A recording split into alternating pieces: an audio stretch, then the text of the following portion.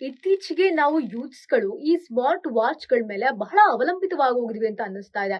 ಎಷ್ಟು ನೀರ್ ಕುಡ್ದೆ ಅಂತ ನೋಡೋಕೆ ವಾಚ್ ಬೇಕು, ನಾನ್ ಎಷ್ಟು ಸ್ಟೆಪ್ ನಡೆದೆ ಅನ್ನೋದಕ್ಕೆ ವಾಚ್ ಬೇಕು, ಕಾಲ್ ಹೋಗೋಕೆ ವಾಚ್ ಬೇಕು, ಕಾಲ್ ಬರೋಕೆ ವಾಚ್ ಬೇಕು. ಇಲ್ಲಿಯವರೆಗೂ ಎಲ್ಲವೂ ಕೂಡ ಸೀಮಿತವಾಗಿದ್ರೆ ಓಕೆ. ಅದಾದ ನಂತರದಲ್ಲಿಯೂ ಕೂಡ ನನ್ನ ಹಾರ್ಟ್ ಬಡಿತ, ಹೃದಯ ಬಡಿತ ಅಂತೀವಲ್ಲ, ಅದು ಕರೆಕ್ಟಾಗಿ ಆಗ್ತಾ ಇದೆಯಾ? ಜೊತೆಗೆ ನನ್ನ ದೇಹಕ್ಕೆ ಶುಗರ್ ಕಂಟೆಂಟ್ ಎಷ್ಟು ಬೇಕು? ಇದೆಲ್ಲವೂ ಕೂಡ ತಿಳ್ಕೊಳ್ಳಿಕ್ಕೆ ನಮ್ಗೆ ವಾಚ್ ಸಹಾಯ ಮಾಡೋದಿಲ್ಲ. 1,00,000ದ ವಾಚ್ ಆಗಿರಬಹುದು ಅಥವಾ 50,000 ವಾಚ್ ಆಗಿರಬಹುದು, ನಮ್ಮ ಜೀವವನ್ನ ಉಳಿಸೋಕ್ ಬರೋದಿಲ್ಲ ಅಂತ ಇಲ್ಲಿ ಡಾಕ್ಟರ್ಸ್ ಹೇಳ್ತಾ ಇದ್ದಾರೆ.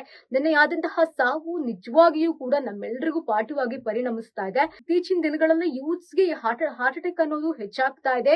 ಅದಕ್ಕೆ ಕಾರಣ ನಮ್ಮ ಒತ್ತಡದ ಜೀವನ, ಈ ನಮ್ಮ ಜೀವನ ಶೈಲಿ ಅಂತ ಕೂಡ ಡಾಕ್ಟರ್ಸ್ ಹೇಳ್ತಾರೆ. ಆ ಸಮಯದಲ್ಲಿ ನಮಗೆ 1 ಅವರ್ ಅನ್ನೋದು ಬಹಳ ಗೋಲ್ಡನ್ ಮೂಮೆಂಟ್ ಅಂತ ಡಾಕ್ಟರ್ಸ್‌ಗಳು ಹೇಳುವಂತಹ ಪ್ರಕಾರ. ಆ 1 ಅವರ್ ಅಲ್ಲಿ ನಾವು ಏನ್ ಮಾಡ್ತೀವಿ ಅನ್ನೋದು ಬಹಳ ಮುಖ್ಯವಾಗುತ್ತೆ. ಇದು ನಾನು ಬಹಳ ದುಡ್ಡು ಕೊಟ್ಟು ತಗೊಂಡಂತಹ ವಾಚು, ಇದನ್ನ ನೋಡ್ಕೊಂಡು ನನ್ನ ಆರೋಗ್ಯ ಕರೆಕ್ಟ್ ಇದೆ ಅಂತ ಅನ್ಕೊಳ್ಳೋದು ಬೇಡ. ಆ 1 ಅವರ್ ಅಲ್ಲಿ ನಾವು ಆಸ್ಪತ್ರೆಗೆ ಹೋಗಿ ವೈದ್ಯರನ್ನ ಸಂಪರ್ಕ ಮಾಡಿದ್ರೆ ನಿಜವಾಗಿಯೂ ಕೂಡ ನಮ್ಮ ಆರೋಗ್ಯ ಚೆನ್ನಾಗಿರುತ್ತೆ.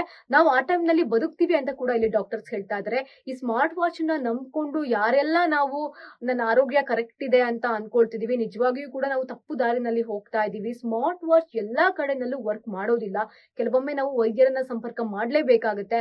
ಇದಕ್ಕೆ ನಿನ್ನೆಯಾದಂತಹ ಸಾವು ಕೂಡ ಉದಾಹರಣೆ. ಈಗ ಸಾಕಷ್ಟು ಜನ ಈ ರೀತಿಯಾಗಿ ಒಂದು ತಪ್ಪು ಕಲ್ಪನೆಯಿಂದ ಜೀವ ಕಳ್ಕೊಂಡಂತಹ ಉದಾಹರಣೆಗಳು ಕೂಡ ನಮ್ಮ ಕಣ್ಮುಂದಿದೆ.